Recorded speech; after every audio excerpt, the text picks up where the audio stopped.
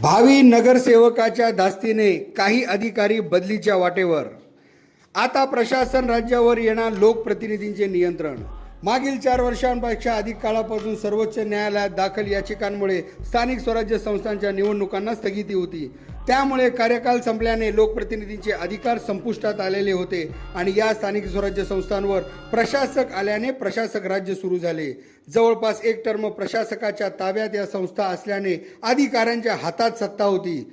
रस्त्यावरचे खड्ड्यांपासून नाले सफाई, पाण्याच्या पाईपलाईनची दुरुस्ती तसेच नागरिकांच्या सरकारी कागदपत्रांच्या कामासाठीही मुख्य बिंदू म्हणून नगरसेवक किंवा नगरसेविकाच असतात, कारण ते रोजच उपलब्ध असतात, अडचणींना धावून जातात.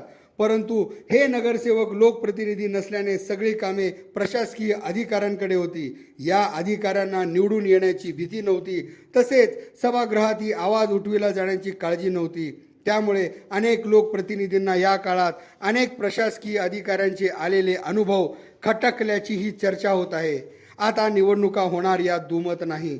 त्यामुळे प्रशासन राज्यावर नियंत्रण ठेवणारे लोकप्रतिनिधीही येणार. या काळात मागील काही कटू अनुभवाचा परिणाम आपणास भोगावा लागेल. या धास्तीने प्रशासनातील काही अधिकाऱ्यांनी आपापल्या स्तरावर आतापासूनच बदलीचा रेटा लावल्याचे समजते.